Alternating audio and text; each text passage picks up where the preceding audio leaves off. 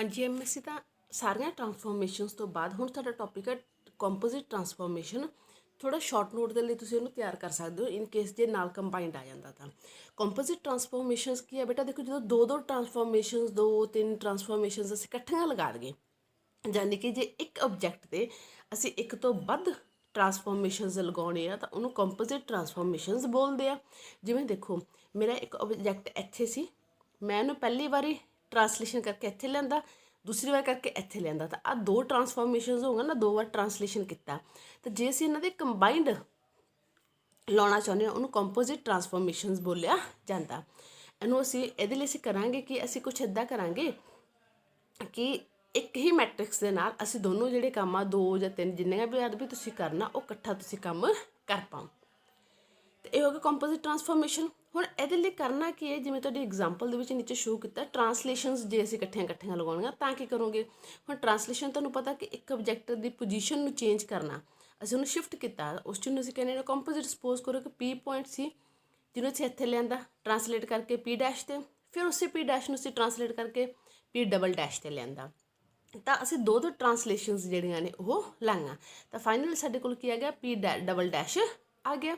ਐਸੇ ਚੀਜ਼ ਨੂੰ ਅਸੀਂ ਰਿਪਰੈਜ਼ੈਂਟ ਕਰਕੇ ਦਿਖਾ ਰਹੇ ਹਾਂ ਤੁਹਾਡੇ ਪੁਰਾਣੇ ਤਰੀਕੇ ਦੇ ਨਾਲ ਕਿ ਅਸੀਂ ਪੀ ਦੇ ਅਸੀਂ ਪੀ ਦੇ ਉੱਪਰ ਟਰਾਂਸਲੇਸ਼ਨ ਲਗਾਈ ਤਾਂ ਸਾਡੇ ਕੋਲ ਪੀ ਡੈਸ਼ ਆ ਗਿਆ, ਤੇ ਫਿਰ ਪੀ ਡੈਸ਼ ਦੇ ਉੱਪਰ ਟਰਾਂਸਲੇਸ਼ਨ ਲਗਾ ਕੇ ਸਾਡੇ ਕੋਲ ਪੀ ਡਬਲ ਡੈਸ਼ ਆ ਗਿਆ। ਇਸ ਨੂੰ ਅਸੀਂ ਇਸ ਤਰੀਕੇ ਨਾਲ ਵੀ ਰਿਪਰੈਜ਼ੈਂਟ ਕਰਕੇ ਦਿਖਾ ਸਕਦੇ ਹਾਂ। ਜੇ ਮੈਟ੍ਰਿਕਸ ਫਾਰਮ ਦੀ ਅਸੀਂ ਗੱਲ ਕਰੀਏ ਤਾਂ ਜੇ ਮੈਟ੍ਰਿਕਸ ਫਾਰਮ ਦੀ ਅਸੀਂ ਗੱਲ ਕਰਦੇ ਹਾਂ ਤਾਂ ਤੁਸੀਂ ਦੋ ਵਾਰ ਮੈਟ੍ਰਿਕਸ ਲਾਓ ਬੇਟਾ ਟਰਾਂਸਲੇਸ਼ਨ ਦੀ, ਕੁਛ ਨਹੀਂ ਕਰਨਾ ਤੁਸੀਂ, ਸਿੰਪਲ ਚਾਹੋ ਤਾਂ ਇਹ ਤਰੀਕਾ ਤੁਸੀਂ ਲਿਖ ਕੇ ਆ ਸਕਦੇ ਹੋ, ਬਟ ਜੇ ਮੈਟ੍ਰਿਕਸ ਨਾਲ ਦਿਖਾਉਣਾ ਚਾਹੁੰਦੇ ਹੋ ਤਾਂ ਤੁਸੀਂ ਇੱਕ ਵਾਰ ਟਰਾਂਸਲੇਸ਼ਨ ਦੀ ਮੈਟ੍ਰਿਕਸ ਲਾਓ, ਦੂਜੀ ਵਾਰੀ ਲਾਓ, ਠੀਕ ਹੈ। ਮਤਲਬ ਦੋਨੋਂ ਟਰਾਂਸਲੇਸ਼ਨ ਦੀਆਂ ਮੈਟ੍ਰਿਕਸ ਨੂੰ ਮਲਟੀਪਲਾਈ ਕਰੋ, ਫਿਰ ਉਹਨੂੰ ਸੋਲਵ ਕਰਕੇ ਦੇਖੋਗੇ ਤਾਂ ਤੁਹਾਡੇ ਕੋਲ ਇੱਕ ਇੱਦਾਂ ਦੀ ਮੈਟ੍ਰਿਕਸ ਜੋ ਹੈ ਉਹ ਬਣ ਗਈ। 1 ਦੀ ਜਗ੍ਹਾ 1 ਹੀ ਆ ਗਿਆ, 0 ਦੀ ਜਗ੍ਹਾ 0 ਆ ਗਈ। T2 ਮਤਲਬ ਟਰਾਂਸਲੇਸ਼ਨ ਵੈਕਟਰ 2 ਨੂੰ ਤੇ ਟਰਾਂਸਲੇਸ਼ਨ ਵੈਕਟਰ 1 ਨੂੰ ਦੋਨੋਂ ਨੂੰ ਅਸੀਂ ਕਰਤਾ ਪਲੱਸ, बस यो चेंजिस करने तो फाइनली ਤੁਹਾਡੇ ਕੋਲ मैट्रिक्स जो है वो बन के आ गई। तुसीं चाहो तो कल ये मैट्रिक्स भी लिख सकते हो, चाहो तो पहला दोनों के रिप्रजेंटेशन करके इदा दिखा सकते हो। तो ये साडा ट्रांसलेशन एज अ कंपोजिट, जे असीं दो बार ट्रांसलेशन लाना चाहुंदे हां।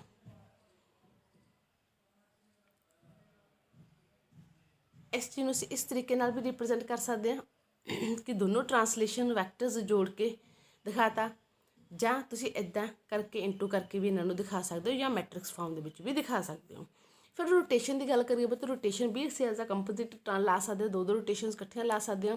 ਸਪੋਜ਼ ਕਰੋ ਇੱਕ θ1 ਰੋਟੇਸ਼ਨ, ਇੱਕ ਅਸੀਂ ਰੋਟੇਸ਼ਨ ਕਰ ਰਹੇ θ1 ਐਂਗਲ ਤੋਂ, ਇੱਕ ਅਸੀਂ ਕਰਨੇ θ2 ਐਂਗਲ ਤੋਂ। ਤਾਂ ਤੁਸੀਂ ਕੀ ਕਰੋਗੇ, ਉਹ ਕਿ ਪੁਰਾਣੇ ਪੁਆਇੰਟ 'ਤੇ θ1 ਲਾਓ, ਪੀ ਡੈਸ਼ ਆ ਗਿਆ, ਫਿਰ ਪੀ ਡੈਸ਼ ਦੇ ਉੱਪਰ θ2 ਲਗਾਓ, ਪੀ ਡਬਲ ਡੈਸ਼ ਆ ਗਿਆ ਤੁਹਾਡੇ ਕੋਲ। ਇਸੇ ਨੂੰ ਤੁਸੀਂ ਮੈਟ੍ਰਿਕਸ ਦੇ ਫਾਰਮ ਦੇ ਵਿੱਚ ਵੀ ਚਾਹੋ ਤਾਂ ਰਿਪਰੈਜ਼ੈਂਟ ਕਰਕੇ ਦਿਖਾ ਦਿਓ, ਠੀਕ ਹੈ। आ रहा तो पहले तो डायग्राम बना के दिखाऊंगी कि पी के उपर असी कोई एंगल ना रोटेट किया, ठीक है। तो पी डैश, फिर पी डैश में किसी एंगल रोटेट किया, साढ़े को पी डबल डैश आ गया, यानी कि आ θ1 आ θ2, तो ये पूरा एंगल बन गया θ1 प्लस θ2। इस जेकर तुम मैट्रिक्स के रिप्रजेंट करते हो तो कुछ नहीं करना, दो बार मैट्रिक्स लाओ, ठीक है। अच्छा ये जी रोटेशन है बेटा, देखो उपर एग्जाम्पल ये इदा जा रही, यानी कि एंटी क्लॉकवाइज रोटेशन चक्की है।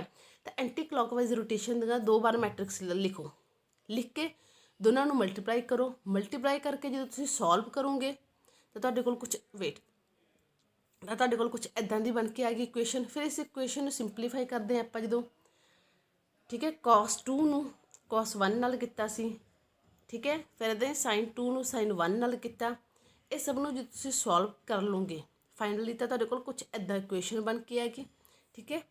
तो इदा भी तुसीं लिख सकते होगे, ਜਾਂ इसी चीज़ ਨੂੰ ਅਸੀਂ ਇੱਦਾਂ रिप्रजेंट कर सकते हैं कि दोनों एंगल्स प्लस करके, ਜਾਂ कह लो दोनों एंगल्स दैट मतलब इंटू करके ਅਸੀਂ ਜਿਹੜੀ ਹੈ ਉਹ दिखा देंगे ਤੁਹਾਡੀ मैट्रिक्स। ਹੁਣ पेपर ਦੇ ਵਿੱਚ ਇਹ मैट्रिक्स लिखो बेटा, ਜਾਂ ਇਹੀ लिख के आ जाओ कि ਇੱਦਾਂ कंबाइंड मैट्रिक्स ਇੱਦਾਂ ਅਸੀਂ कंपोजिट बना रहे हैं ਤਾਂ भी ਤੁਹਾਡਾ बिल्कुल सही जाऊगा। जेकर मैट्रिक्स भी नहीं लिखनी फिर तुसीं ਇਹ चीज़ भी लिख के आ सकते हो, यानी कि पी ਦੇ ਉੱਪਰ ਦੇ ਅਸੀਂ दोनों एंगल्स लगा दईए ਤਾਂ ਸਾਡੇ ਕੋਲ पी डबल डैश निकलदा गा। दैन नैक्सट जेकर असीं गल करिए स्केलिंग, हुण स्केलिंग भी एज अ कंपोजिट हो सकती हैगी, ठीक है। तो स्केलिंग के लिए दो बार स्केलिंग की मैट्रिक्स लगाओ। तो पहला मैं डायग्राम नहीं एक्सप्लेन करी, और स्केलिंग तुहानूं पता साइज़ वध घट करन नूं, ठीक है। ਉੱਦਾਂ ਹੀ ਪੀ ਦੇ ਉੱਪਰ ਅਸੀਂ ਸਕੇਲਿੰਗ ਦੇ ਵੈਕਟਰਸ ਲਗਾਏ ਤਾਂ ਸਾਡੇ ਕੋਲ ਪੀ ਡੈਸ਼ ਆ ਗਿਆ, ਪੀ ਡੈਸ਼ ਦੇ ਉੱਪਰ ਸਕੇਲਿੰਗ ਵੈਕਟਰਸ ਲਗਾਏ ਪੀ ਡਬਲ ਡੈਸ਼ ਆ ਗਿਆ। ਇਸੇ ਚੀਜ਼ ਨੂੰ ਅਸੀਂ ਨੀਚੇ ਮੈਟ੍ਰਿਕਸ ਦੇ ਵਿੱਚ ਕੀਤਾ, 2 ਵਾਰ ਤੁਸੀਂ ਸਕੇਲਿੰਗ ਦੀ ਮੈਟ੍ਰਿਕਸ ਜਿਹੜੀ ਆ ਉਹ ਲਿਖੋਗੇ, ਲਿਖ ਕੇ ਠੀਕ ਹੈ। ਵੇਟ ਇੱਥੇ ਇਕੁਅਲ ਟੂ ਨਹੀਂ ਆਊਗਾ ਬੇਟਾ, ਇੱਕ ਇਹ ਚੀਜ਼ ਗਲਤ ਹੈ, ਇੱਥੇ ਇਕੁਅਲ ਟੂ ਨਹੀਂ ਆ ਰਿਹਾ, ਜਿਹੜਾ ਤੁਹਾਡੀ ਬੁੱਕ ਦੇ ਇਕੁਅਲ ਟੂ ਪਾਇਆ, ਇਕੁਅਲ ਟੂ ਨਹੀਂ ਹੈ ਇਹ।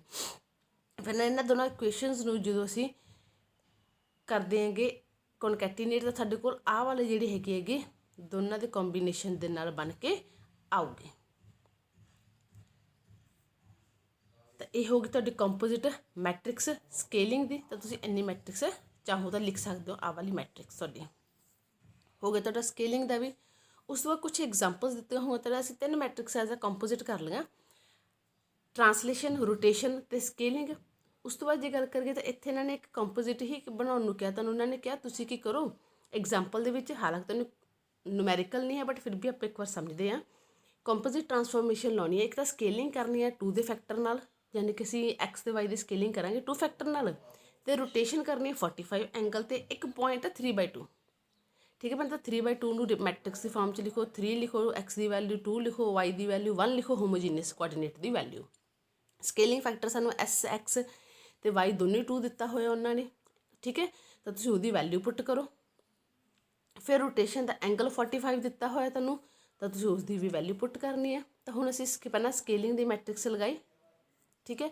ਸਕੇਲਿੰਗ ਦੀ ਮੈਟ੍ਰਿਕਸ ਤੋਂ ਬਾਅਦ ਜੇ ਤੁਸੀਂ ਇਸ ਇਕੁਏਸ਼ਨ ਨੂੰ ਸੋਲਵ ਕਰੋਗੇ ਤੁਹਾਡੇ ਕੋਲ ਇਹ ਮੈਟ੍ਰਿਕਸ ਬਣ ਕੇ ਆ ਗਈ। ਫਿਰ ਉਸ ਤੋਂ ਬਾਅਦ ਤੁਸੀਂ 45 ਡਿਗਰੀ ਐਂਗਲ ਦਾ ਜਿਹੜਾ ਹੈਗਾ ਰੋਟੇਸ਼ਨ ਕਰਨੀ ਹੈ, ਤਾਂ ਰੋਟੇਸ਼ਨ ਦੀ ਜਿਹੜੀ ਮੈਟ੍ਰਿਕਸ ਹੈ ਤੁਸੀਂ ਉਹ ਲਗਾਓਗੇ। ਰੋਟੇਸ਼ਨ ਦੇ ਵਿੱਚ ਜਿੱਥੇ ਜਿੱਥੇ ਐਂਗਲ ਪਾਉਣੇ ਹੁੰਦੇ ਆਪਾਂ ਥੀਟਾ ਪਾਉਣੇ ਆ, ਹੁਣ ਥੀਟਾ ਦੀ ਜਗ੍ਹਾ ਜਗ੍ਹਾ ਜਿੰਨਾ ਐਂਗਲ ਦਿੱਤਾ ਉਹਦੀ ਵੈਲਿਊ ਪੁੱਟ ਕਰੋ, ਆਹ ਵਾਲੀ ਮੈਟ੍ਰਿਕਸ ਨਾਲ ਲੈ ਕੇ ਆਓ। ਫਿਰ ਉਸ ਤੋਂ ਬਾਅਦ ਇਹਨਾਂ ਦੇ ਵੈਲਿਊਜ਼ ਪੁੱਟ ਕਰਕੇ cos 45 ਦੀ ਵੈਲਿਊ ਪੁੱਟ ਕਰੋ, sin ਦੀ ਵੈਲਿਊ ਪੁੱਟ ਕਰੋ, ਇੱਦਾਂ ਵੈਲਿਊਜ਼ ਪੁੱਟ ਕਰਕੇ ਤੁਸੀਂ ਇਹਨੂੰ ਸੋਲਵ ਕਰੋ ਦੋਨਾਂ ਨੂੰ ਇਨਟੂ ਕਰਕੇ, ਤਾਂ ਜਿਹੜੀ ਤੁਹਾਡੇ ਕੋਲ ਆਨਸਰ ਆਊਗਾ ਉਹ ਰਹੂਗਾ ਤੁਹਾਡਾ ਨੈਕਸਟ ਪੁਆਇੰਟ ਦੀ ਵੈਲਿਊ। ਇੱਦਾਂ ਹੀ ਬੇਟਾ ਨੈਕਸਟ ਦੇ ਵਿੱਚ ਇਹਨਾਂ ਨੇ ਕੀ ਕਿਹਾ ਹੋਇਆ ਹੈਗਾ ਕਿ ਅਸੀਂ ਇੱਕ ਤਾਂ ਪਹਿਲੀ ਗੱਲ ਤਾਂ ਰੋਟੇਟ ਕਰਨੀ ਹੈ 90 ਡਿਗਰੀ ਦੇ ਐਂਗਲ ਤੋਂ, ਦੂਸਰੀ ਗੱਲ ਰਿਫਲੈਕਸ਼ਨ ਕਰਨੀ ਹੈ ਵਾਈ ਤੋਂ, ਤਾਂ ਤੁਸੀਂ ਦੋਨੇ ਉਹ ਕੰਪੋਜ਼ਿਟ ਲਗਾ ਕੇ ਦਿਖਾਓਗੇ। ਇਸ ਤਰ੍ਹਾਂ ਦੇ ਐਗਜ਼ਾਮਪਲਸ ਹੋਣਗੇ ਤੁਹਾਡੀਆਂ। ਅਤੇ ਇਹ ਸੀ ਸਾਡਾ ਟੌਪਿਕ ਕੰਪੋਜ਼ਿਟ ਟਰਾਂਸਫੋਰਮੇਸ਼ਨਸ, ਜਿਸ ਦੇ ਵਿੱਚ ਵਾਪਸ ਤੋਂ ਮੈਂ ਬੋਲ ਰਹੀ ਹਾਂ ਤੁਸੀਂ ਸਿੰਪਲ ਲਿਖੋ ਕੰਪੋਜ਼ਿਟ ਦਾ ਮੀਨਿੰਗ ਕੀ ਹੁੰਦਾ ਗਾ, ਕਿਵੇਂ ਅਸੀਂ ਜਿਹੜੀ ਇਹਨਾਂ ਨੂੰ ਸੋਲਵ ਕਰਦੇ ਆਂਗੇ, ਠੀਕ ਹੈ, ਮਲਟੀਪਲਾਈ ਕਰਦੇ ਹਾਂ 2 ਮੈਟ੍ਰਿਕਸ ਦੀ, ਅਸੀਂ ਉਹਨੂੰ ਕੰਪੋਜ਼ਿਟ ਮੈਟ੍ਰਿਕਸ ਬੋਲਦੇ ਹੈਗੇ। ਇਹਦੇ ਲਈ ਜਿਵੇਂ ਟਰਾਂਸਲੇਸ਼ਨ ਹੈ, ਟਰਾਂਸਲੇਸ਼ਨ ਦਾ ਮੀਨਿੰਗ ਦੱਸੋ, ਉਹਦਾ ਵਿਦ ਡਾਇਗਰਾਮ ਐਕਸਪਲੇਨ ਕਰੋ ਕਿ ਅਸੀਂ ਕਰਨਾ ਕੀ ਚਾਹ ਰਹੇ ਹਾਂ। ਫਿਰ ਇੱਕ ਟਰਾਂਸਲੇਸ਼ਨ ਦੀ ਮੈਟ੍ਰਿਕਸ, ਦੂਜੇ ਟਰਾਂਸਲੇਸ਼ਨ ਦੀ ਮੈਟ੍ਰਿਕਸ ਲਿਖ ਕੇ ਦੋਨਾਂ ਨੂੰ ਕੰਬਾਈਨਡ ਕਰਕੇ, ਕੰਬਾਈਨਡ ਮਲਟੀਪਲੀਕੇਸ਼ਨ ਕਰਕੇ ਦੋਨਾਂ ਦੀ ਤੁਸੀਂ ਸ਼ੋ ਕਰਕੇ ਦਿਖਾ ਦੋਗੇ, ਅਤੇ ਇਹ ਹੋ ਜਾਊਗਾ ਤੁਹਾਡਾ ਆਨਸਰ।